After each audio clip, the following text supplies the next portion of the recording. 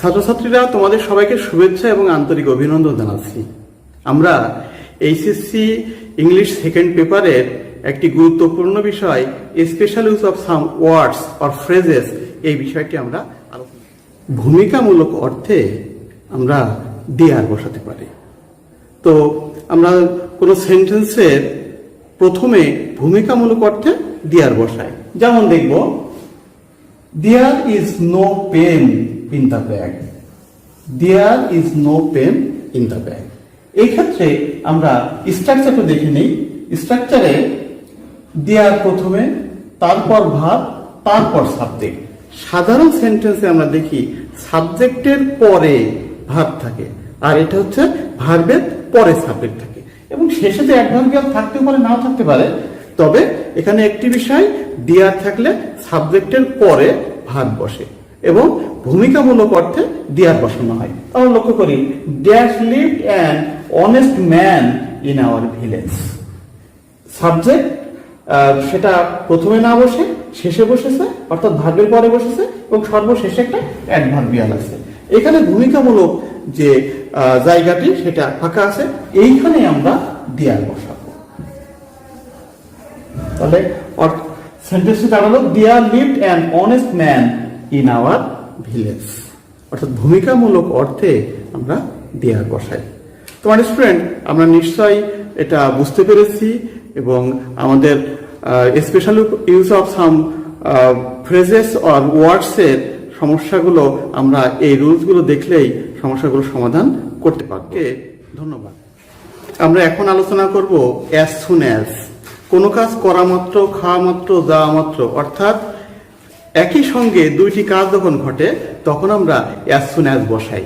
তো আমরা এখানে লক্ষ্য করি যে অ্যাজ সুন অ্যাজ, যেই মাত্র সেই মাত্র, অর্থাৎ কোনো কাজ করা মাত্র, খাওয়া মাত্র, যাওয়া মাত্রই আরেকটি ঘটনা ঘটবে, এরকম হলে আমরা অ্যাজ সুন অ্যাজ বসাই। তো আমরা একটু লক্ষ্য করি উদাহরণে, as soon as the bell rang.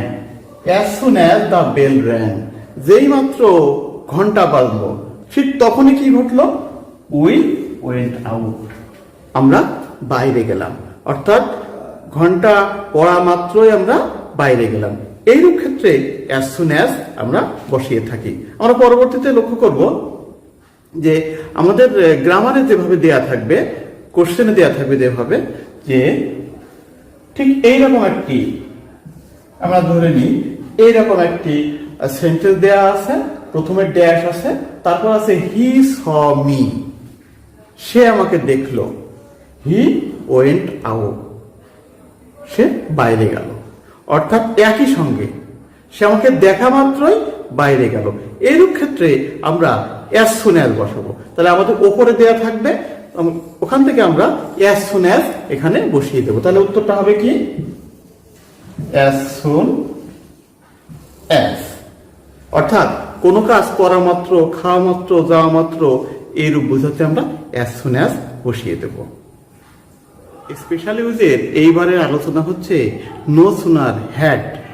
অর্থাৎ কোনো কাজ করতে না করতেই, খেতে না খেতেই, যেতে না যেতেই আরেকটি ঘটনা ঘটে। অর্থাৎ একটি কাজ করতে না করতে, যেতে না যেতে, খেতে না খেতে আরেকটি ঘটনা যেখানে ঘটে, সেইটা হচ্ছে নো সুনার হ্যাড আমরা বসাই। আসলে মূল ফ্রেজটি হচ্ছে নো সুনার, আর হ্যাড হচ্ছে, যেহেতু এটা পাস্ট পারফেক্ট টেন্স, সেই জন্য হ্যাড বসে। আর হ্যাড থাকলেই আমরা জানি পাস্ট পারফেক্ট টেন্সের গঠন অনুযায়ী মূল ভার্বের পাস্ট পার্টিসিপল বসাতে হয়। তো এই যে রুল যদি আমাদের মিলে যায়, তখন আমরা নো সুনার হ্যাড এটি বসিয়ে দেব। তাহলে আমরা একটু দেখি যে নো সুনার হ্যাডে কোনো কাজ করতে না করতেই, খেতে না খেতেই, যেতে না যেতেই, এইরূপ অর্থে আমরা নো সুনার হ্যাড এটি বসাই। কোনো কাজ করতে না করতে, খেতে না খেতে, এটি মনে রাখতে হবে যে অ্যাজ সুন অ্যাজ এর বিপরীত। As soon as a negative রূপ হচ্ছে নো সুনার হ্যাড। তো আমরা একটা উদাহরণে দেখি। No sooner had he seen the police he ran away. পুলিশকে দেখতে না দেখতেই সে পালিয়ে গেল, অর্থাৎ পুলিশকে দেখতে না দেখতেই সে পালিয়ে গেল। এখানে আমরা নো সুনার হ্যাড পেলাম। ঠিক একইভাবে আমরা নিচের উদাহরণে এইভাবে কোশ্চেনে থাকবে যে dash the bell ran we went out.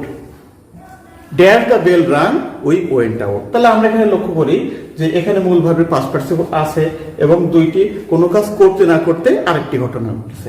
সেটা কি, যে ঘন্টা পড়তে না পড়তেই আমরা বাইরে গেলাম। তো এই ক্ষেত্রে আমাদের কোশ্চেনে আমরা প্রথমে এই গ্যাপটি পূরণ করব নো সুনার হ্যাড দিয়ে।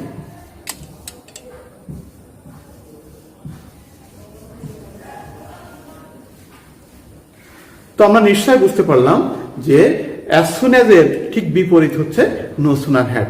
আরো কিছু উদাহরণের কাজ করলে আমরা এটা আরো ভালো করে বুঝতে পারবো।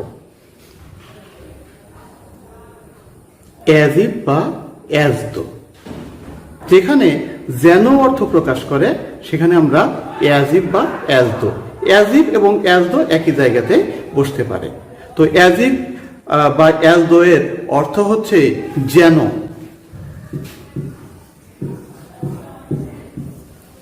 তেমন সে এমন ভাবে আচরণ করে যেন সে পাগল। সে এমন ভাবে আচরণ করে যেন সে পাগল। আসলে সে পাগল নয়, কিন্তু সে ভান করে, প্রিটেন্ড করে।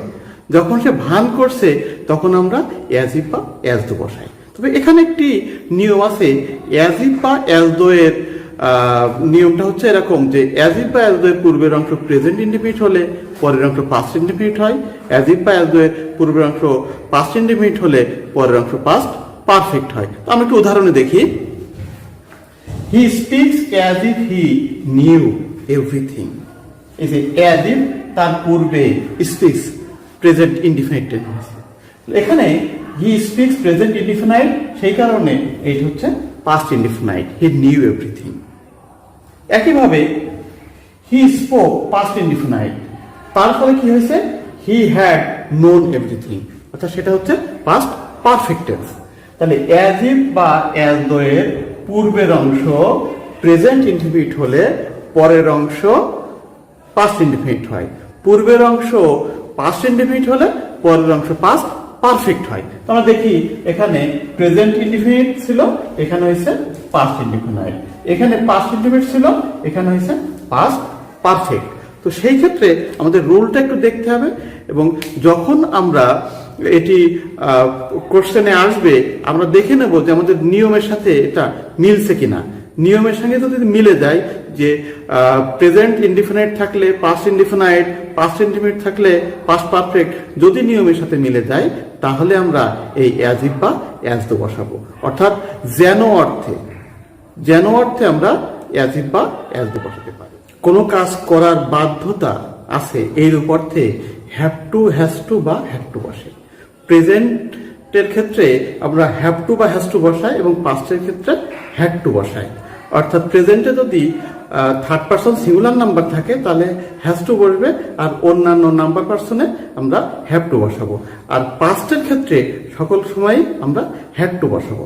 অর্থাৎ কোনো একটি কাজ করার ইচ্ছা নেই, তারপরেও আমাকে করতে হয়। কোনো একটি কাজ করার ইচ্ছা ছিল না, তারপরে সেই কাজটি করতে হয়েছিল। এই রূপ অর্থে হ্যাভ টু, হ্যাজ টু বা হ্যাড টু বসে। প্রেজেন্টের ক্ষেত্রে হ্যাভ টু বা হ্যাজ টু এবং পাস্টের ক্ষেত্রে হ্যাড টু বসবে। তো আমরা এটা একটু উদাহরণের সাথে দেখতে চাই। এটা হচ্ছে মূলত বাধ্যতা, বাধ্যবাধকতা। অর্থাৎ আমরা কোনো একটি কাজ করার ইচ্ছা না থাকলেও যদি করতে হয় সেরকম অর্থে আমরা হ্যাভ টু বা হ্যাজ টু বসাই।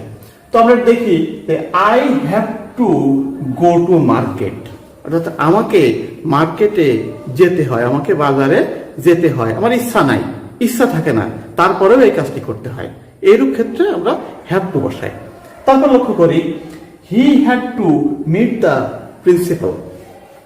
তার প্রিন্সিপালের সঙ্গে সাক্ষাৎ করার ইচ্ছা ছিল না, তারপরেও তাকে এই কাজটি করতে হয়েছিল, এর উপর্থে হ্যাড টু বসবে। তো আমরা লক্ষ্য করব যে যে সকল ক্ষেত্রে আমাদের বাধ্যবাধকতা, মনের ইচ্ছা না থাকলেও কোনো একটি কাজ করতে হয়, ইচ্ছার বাইরে যদি কোনো কাজ করা হয়, তখন আমরা হ্যাভ টু, হ্যাজ টু বা হ্যাড টু বসাই।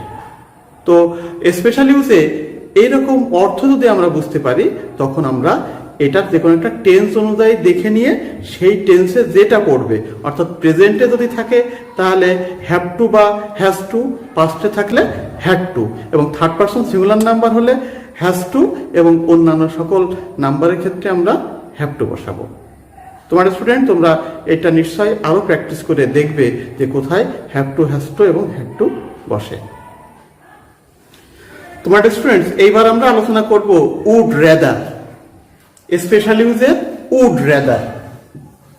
খেয়াল করো, উড রেদার মূলত বরং অর্থে বসে। বরং, তেমন আমরা বলি সে বরং মরবে তবু ভিক্ষা করবে না। খেয়াল করো, he would rather die than beg. Would rather থাকলে এই দ্যানটা মূলত আসে, তবে সবসময় যে থাকবেই এমন কথা কিন্তু নেই। যে আমরা অনেক সময় ভেবে থাকি যে উড রেদার মানে হচ্ছে দ্যান থাকবে, আসলে সেটা নয়। তো আমরা এখানে সাধারণত দেখে থাকবো যে উড রেদার এটা হচ্ছে মডাল অক্সিলারি।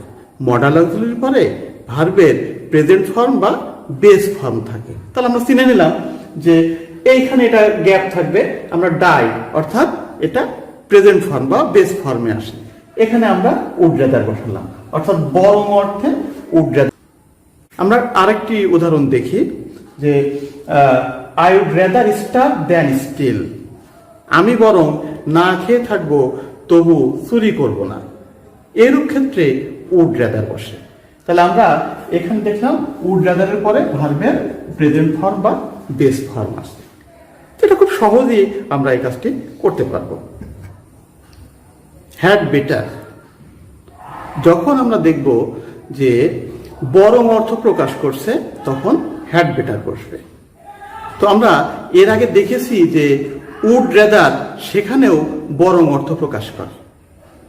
তাহলে আমরা এই হ্যাড বেটার এবং উড রেদার দুইটাই যদি বরং অর্থ প্রকাশ করে, তাহলে আমরা সঠিক কোনটা দেব, এটা নিয়ে আমাদের টেনশন এবং এটা আমাদের ভুল হতে পারে।